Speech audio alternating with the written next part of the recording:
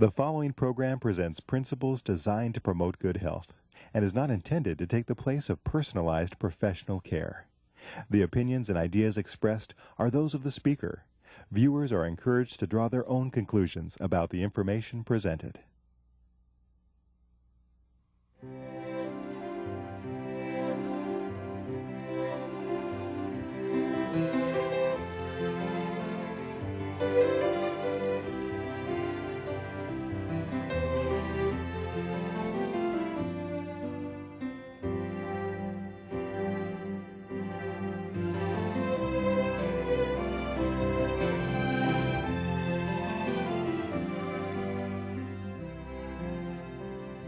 Hello and welcome to Health for a Lifetime. I'm Don McIntosh and today we're joined with Rob McClintock. Welcome, Rob. Thanks, Don. We're talking today about a very important subject, interesting subject, and that is our minds and the brain. Why are our brains so important? That seems like an obvious question, but why are they important? Well, Don, it's a loaded question. A lot of people think that the only thing a brain is for is to get good grades in school, or to be the smartest guy, to make the smartest crack at, in a party. But really, there are more aspects to our brain than what we understand. We not only just have the thinking aspect, we have the thinking aspects broken down into subcategories. The thought processes of doing mathematical calculations fall in one area of our brain. But in the battle for the mind, the area of the brain that I'm most interested and concerned with is the frontal lobe of the brain, where we begin to understand that we make our judgments, our understandings. It's where we use our moral judgment to discern between things that are right and things that are wrong. And we know that as Christians that we are in an environment where there's a tremendous amount of choices to make for things that are right or things that are wrong. And if for some reason, either through an injury or, more importantly for this topic, things of our lifestyle, things that we eat, the things that we drink, the things that we see and listen to and read and those types of things, if those things cause a negative impact on the frontal lobe, we will have a more difficult time allowing God to bring us through to salvation. Okay, so the decisions we make about that are very important. There are good foods, there are bad foods for our brains. So they're all brain foods, but they have different effects, is maybe what you're saying. What are some things that we really need to avoid? Well, we've talked earlier, alcohol, tobacco, drugs. These are some things that have a very powerful, pronounced impact on our brain, and very few people would labor that point. But there are things that we take into our bodies that a lot of people do not realize has an effect on their opportunity for moral judgment. As a person goes around and begins to share this type of information, people begin to sort of assign a certain notoriety to you. And many people feel that when you become a health educator and you begin to try and share with other people, that for some reason you must have become judgmental. And for that reason, I want to be able to share the reasons why. I don't want to tell people, don't eat this and don't drink that and do this and don't do that. I'd like to be able to share the reason why.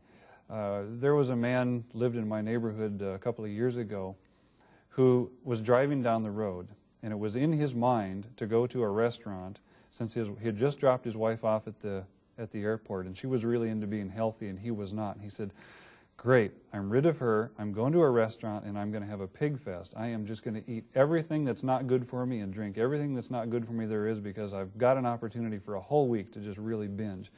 He was headed for the restaurant and he met me on the state highway. I didn't even see him, but he saw me and he determined that I must be a judgmental person and that I must be able to read his mind. And so he had to go home and be miserable because he couldn't go and do that. He missed the point. I want people to understand why, and I think it's great that we have a program like this where we can share why. Some of the foods that people do not realize are causing the negative impact. Number one, the sugary foods, because of how they slow down the blood flow. to the frontal lobe of the brain as something that a lot of people understand. But what many people do not understand is what I call animal-sourced foods, foods that either come from an animal or the animal himself, or in past tense. Foods that have a face. Yeah, father or a face. Father or face or mother or face. Yeah, history. Those foods can have an impact on our capacity to think clearly and to make good moral judgments. What would some of those impacts be? Like, for instance, I'm down there for the Pig Fest with this man, and he's going to have a huge T-bone steak, and then he's going to have a nice cheese sauce and some chips and everything else right there along with it. What's that doing to him? Okay, let's go back and digest some of those things and find out what happens with them. With the meat, okay, the T-bone steak, in animal foods, and I have to almost categorize human breast milk in this same category, because we have something called arachidonic acid that is in human breast milk. It is something that affects neurotransmitters. We have to have a balance for neurotransmitters to think properly, and there's a certain level in there. But when you eat an animal, now you are beginning to take higher levels of this particular substance into your body, and meat in particular is very high in this acid. It affects your neurotransmitter solutions. It makes a definite impact on how the acetylcholine is produced. It retards the amount of acetylcholine. And what's that mean? I mean, you eat meat, I guess you're saying, animal products, and then it stimulates acetylcholine, but what does that mean? Well, what we're talking about is the fact that now the transfer of information from one nerve cell to the next in the frontal lobe, where we make our judgment calls, begins to be affected, so that the type of information that is being passed along is not as reliable. It may change the speed that it's being transferred at. Many people notice that after they eat a big meal like that their clarity of thought just is not there anymore. There's another chemical in meat that's companion to this acid. It's a hydroxycorticosteroid. It has sufficient size to its molecules to prevent them from being passed through the blood-brain barrier. And people say, well, what does that really mean? I mean, what does that do to me as far as my spiritual experience with the Lord? Well, they are a stimulant. And while they do not stimulate the frontal lobe to make more spiritual decisions, they do have the capacity to stimulate the lower parts of the brain where the blood-brain barrier is not as intense, and these lower parts where our lower natures reside. That is where our, we maybe would call it our animal passions reside. When those are stimulated, we begin to act more like the animal that we just ate. And one health educator sort of semi-humorously said this is perhaps a way we can begin to assimilate the image of the beast, because that beast-like animal propensity begins to be stimulated and brought out more, and it's not being overridden by the higher nature. So in other words, these foods that we eat really can have an effect, processed foods of any kind. Well, let's go away from meat for a time. When you say meat, I'm sure you mean red meat. You mean do you mean fish? What do you mean? Chicken? Would that all be categorized as meat then? Primarily, and I know that some people would argue that point, but as a classification, you're going to find these substances pretty much all the way through, higher and lower in the certain subcategories. The one that you mentioned before was the cheese. Now, sometimes I go to churches and I talk in these terms to the people in the churches, and you can talk about meat, but you're not supposed to talk about cheese. Well, I can see why. I think probably a lot of people like cheese. I grew up loving cheese. I grew up in Wisconsin. It was the dairy state, and I remember every time I come home from school, that was one of the first things I wanted to do was rush home, get in the refrigerator when Mom wasn't looking, and get a little piece of cheese before she caught me and run away. And what does it do to us? Does it? I'm sure you're going to tell us. Okay. Well, one of the things that concerns me is the fact that there are so many disease particles allowed to be in cheese. We're talking in terms of maybe the equivalent to the population of the earth and disease organisms in a pound of cheese, allowable by the federal government. That disturbs me a little bit from a standpoint of health. But for spiritual health, what does cheese do? Cheese contains a number of substances. One is called tryptamine and another one tyramine. And these, again, begin to interfere with the neurotransmitters in the brain, in the neurotransmitters specifically in the frontal lobe. Tryptamine affects the brain similarly to LSD, although not in as large a quantity. You know, I just went downhill skiing the other day, and I was, trying to go down those black diamond runs and keep up with the teenagers. And as I was doing it, I happened to remember a man who used to work for me. One of his hobbies was to take LSD and then go downhill skiing on the black diamond runs. He said Sounds like a deadly combination to me. Yeah, he said it was a real challenge. He said because these little purple and green animals would be going across the moguls in front of him. He'd have to dodge through them. And he used to come home and tell me all these wild stories. And I said, hey, who needs it? I didn't want it, but yet we eat these things that actually affect our mind in the same way. Do you think most people even know that? I mean, do they realize those that may be eating these things? I think probably most people watching today are eating the very things you're talking about. Do they notice that? When is it that you notice that type of thing? How can you be so sure of that? Well, one of the things that happens to people, they say, I eat it, it's never happened to me. Well, when you go into a induced state that's different than you normally should be mentally, you're not aware of it. If you're semi-drugged and slowed down, you don't really recognize it. If you're very slowly lifted up, you don't really recognize it. The person who really recognizes the guy who drinks 13 cups of coffee at once and says, oh, I'm buzzed. But typically we would not recognize these things happening to us. When you can't think, you don't know you can't think. That's a good point. We're talking to Dr. Rob McClintock, and you have shared with us some things that I think maybe have stepped on a few toes, but I don't think you're through yet. I think there's some other things you're going to share with us. When we come back, you're going to be talking about television, and you're going to be talking about music. I mean, I can't think of some more emotionally charged things. So when we come back, we'll continue this discussion, and we'll focus on how television and music can affect the frontal lobe.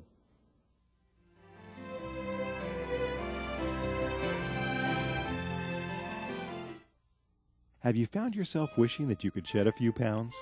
Have you been on a diet for most of your life, but not found anything that will really keep the weight off? If you've answered yes to any of these questions, then we have a solution for you that works. Dr. Hans Diehl and Dr. Eileen Ludington have written a marvelous booklet called Reversing Obesity Naturally, and we'd like to send it to you free of charge. Here's a medically sound approach successfully used by thousands who were able to eat more and lose weight permanently without feeling guilty or hungry through lifestyle medicine. Dr. Diehl and Dr. Ludington have been featured on 3ABN, and in this booklet, they present a sensible approach to eating, nutrition, and lifestyle changes that can help you prevent heart disease, diabetes, and even cancer. Call or write today for your free copy of Reversing Obesity Naturally, and you could be on your way to a healthier, happier you. It's absolutely free of charge, so call or write today.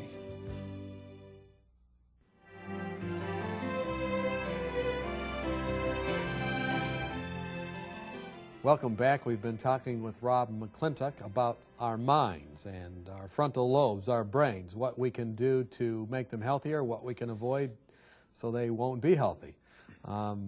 Thanks for being with us, Rob. Thank you. We left off in our discussion about several rather provocative things. We first of all mentioned that there are certain things to avoid: alcohol, caffeine, other substances, tobacco, which many people are aware of. Then we started to meddle, I guess is what we'd say. We looked at some other things that lots of people eat every day, meats and cheeses and processed foods. And I could almost sense that some people that were watching were getting a little nervous, although they understood what you were saying too, and really understood where you're coming from. But now you're going to take us into some rather almost fighting areas. You've suggested that what we watch on TV or what we listen to in terms of music also is important for our frontal lobes. Why don't we start with television? What's wrong with television? Why would we even talk about that? I mean, people are watching this show right now. Well, Don, I certainly thought about that as I prepared for this program. I wondered exactly what I dared say about television and what I wouldn't. And I'm glad that we have some Christian broadcasting to put some more positive choices other than what we see on the run-of-the-mill TV today. One of the things that bothers me about television, and has for a long time, is the content. What does television do for the mind? In terms of content, one day I began to look to see what I could see on a TV when I had nothing to do, and I began to do some channel surfing, and as you're popping the buttons looking for something, I decided to take the New Testament direction of whatsoever things are lovely and whatsoever things are pure and whatsoever things are true and of a good report, on and on. Think on these things. And I applied that to the TV. I couldn't find anything that would fit and pass the criteria. And I said, well, what is on TV? And I began to make an analysis. The things that I began to see on the TV were things that glorified immorality and sexuality and human sensuality a lot. That was pretty heavy. Dishonesty was exemplified as being a good, positive trait. The end justifies the means. I saw a tremendous amount of violent behavior. And it began to play on my mind that if I was feeding this type of information into my mind, that this type of information could begin to be part of the formative aspect of my character. And that began to upset me a little bit about having a television. I didn't have much opportunity with that because my wife decided to get rid of the television. I was addicted. Here's another thing that I find negative about television. It's very, very highly addictive. When my wife took the television and sold it on a yard sale, I went into withdrawal. I mean, I literally got depressed over the whole thing. I did not know what to do with myself that was constructive. And I got another TV, and then she got rid of that one. In 3 attempts, I finally said, I can't afford to continue to do this. I'll have to live without. I began to find that my life became constructive again. My productivity went up dramatically. Relationships between myself and my family members began to blossom, and I began to wonder what there really was to the physiology of watching television. Recently, when I was doing, I guess it's been a year or two ago, I was doing a seminar, and I asked a large congregation of people. I said, "You're all Christians, is that correct?" And they all raised their hands, yes, they were Christians. I said, how many of you would go to a hypnotherapist? No hands.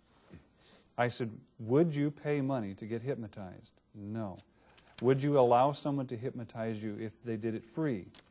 No. What if it was for entertainment? No. I said, then why do you have a television in your house?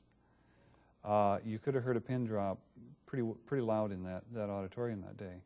And then I began to share with these people, because as you watch television, according to the information that I have seen, where they've actually taken and done brain scans on people watching TV programs, it's only maybe 3 or 4 minutes into the programming where you get really intent into it.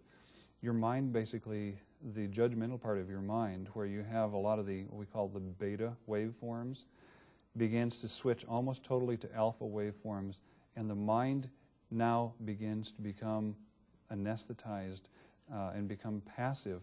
We begin to assimilate and store information rapidly as it hits us.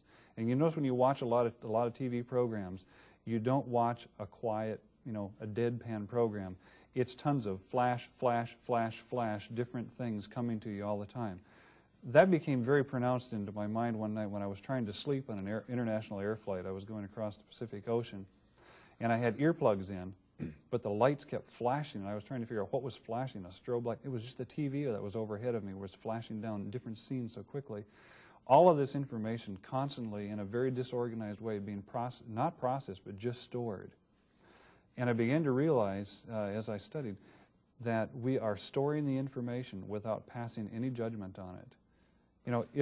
So what you're suggesting then is that the very medium itself, there's something wrong. It doesn't matter if there's good programming, doesn't matter if it's Christian programming, doesn't matter if it's scientific programming, doesn't matter if it's the History Channel or whatever, if it's delivered in this rapid sort of way, is what I hear you saying, that that's just negative in and of itself?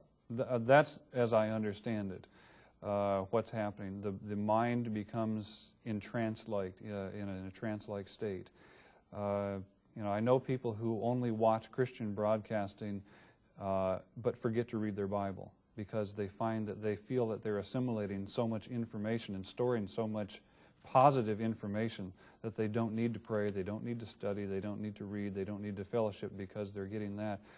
Even too much of a good thing, because of the delivery format, can have a negative impact. So is there a place at all for television in our lives? Should we have any television? Well, I believe that there can be a positive place, but Don, I really think it depends on the person. For me, I can't have one. You know, you don't put a bar in a former alcoholic's house. You make no provision for the flesh. For me, as a former ardent TV addict, I really don't care to have one. And I really enjoy the fact that where I live, I'm so far away from anything that there is no TV reception, so if I have one, it doesn't really make any difference. But for those who have the capacity not to be like, the way that I was made up to be, there are some good things. I mean, we have some nature programs that are good. We have some, programs like the ones that, we're producing today that can provide meaningful information. But I think it's something that we have to do a very strong amount of prayerful choosing with.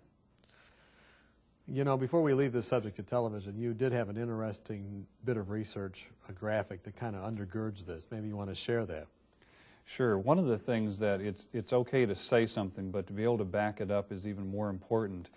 In a large-based survey where we had a lot of, 41,000 people, a particular broadcast person very blatantly told the truth, and then again told a lie, and asked the people to be able to discriminate which opportunity or which choice was the truth.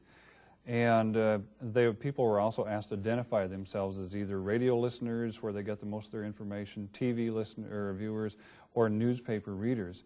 And the radio listeners scored the highest with 73%, newspaper readers 64%, TV viewers about the same odds as flipping a nickel. So those who watch television were the worst, those who listened, oral presentations, were the best. That's correct. That's interesting. Yeah. Well, let's switch gears here, looking now at music. We have a few more moments here. You have two teenage daughters, and I'm sure they have music taste and different things, just like anybody else. But what about the subject of music? Are there good music? Is there good music? Is there bad music for our frontal lobes? Well, music can be very, very much like TV in the fact that you have a rapid transfer of information. And you have a tremendous amount of music pieces. Music is not just music. We think it flows, but it's actually an assembly of different parts of information, and each one of these is a stimulus to the brain and to the mind. And you mentioned taste. My teenage daughters, we still have this little dialogue about whether Dad has a different taste, and if it's all just taste, or if there actually is something right or wrong about music. We know that music can be hypnotic. You go to the Mideast or to India and you watch the snake charmers. I mean, these guys have learned an art out of being somewhat hypnotic with the type of music. How it really got to me personally as I relate to music, I was into the acid rock, the heavy metal years ago. That's all. I couldn't live without it. I was addicted.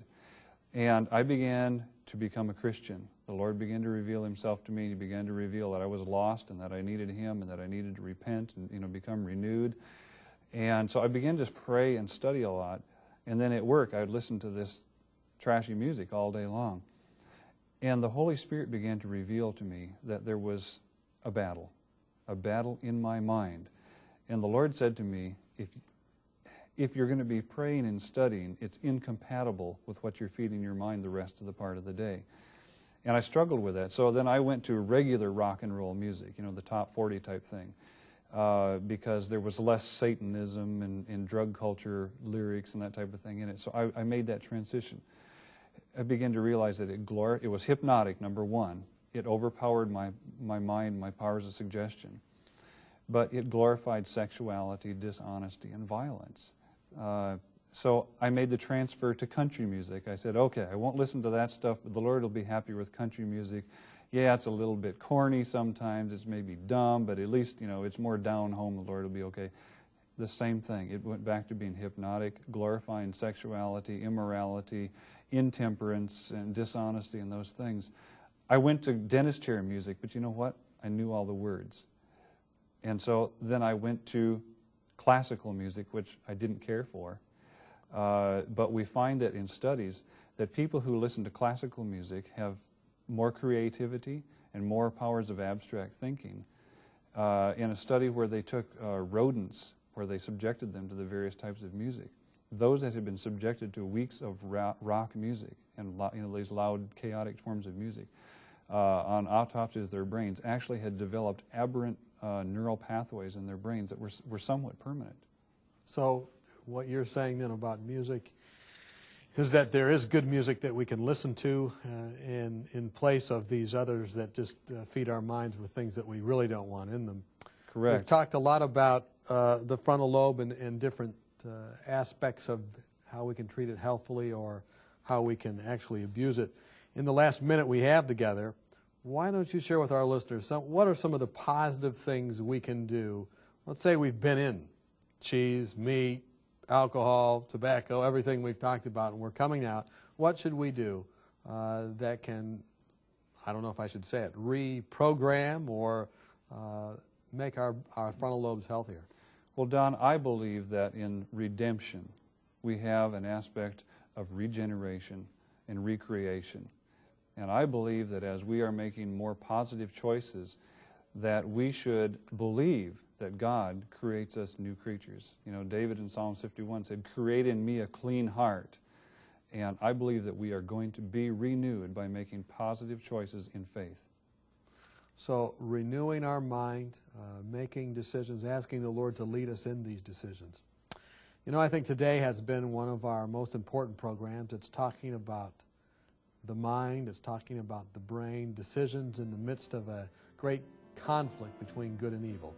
We hope that today's program will bring you health for a lifetime.